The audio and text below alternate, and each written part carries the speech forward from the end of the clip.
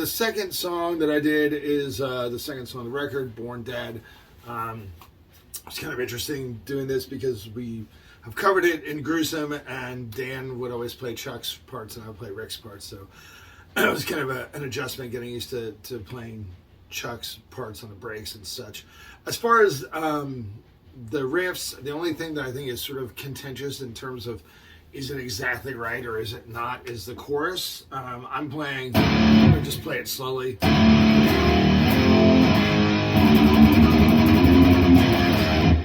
For the tail there, some people just go, the way I hear it, I think that's what it is. After listening to some rehearsals and, there's not really a lot of live footage of this song, so just trying to kind of figure it out by ear.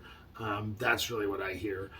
The only other sort of musically interesting part of note that kind of stood out to me is the solo. The solo is clearly in what would be G minor. It's just,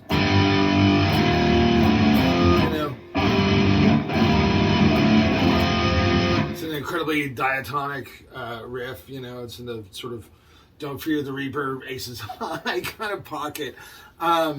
And what Chuck does is mostly in key, and then he has this sort of hammer sequence, which is, and there's some accidental notes in there.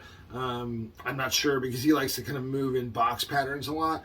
I'm not sure if his hand just moved early and he just decided to leave it, or if that was an intentional decision. Obviously, there's no way we'll know, but I just think it's interesting.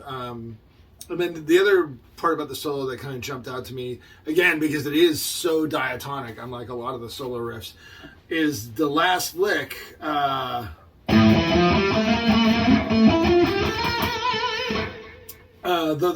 riff is in G minor, like I said, this last sequence is clearly in A minor. It's got that note there that I guess it's an E.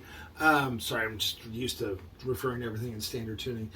So it has this E that is really not in G minor at all, and it gives it kind of eerie, off-putting feel. Again, I really doubt that much of this was done intentionally. I think it's just moving around in cool shapes and being like, that sounds cool, man. All right, cool.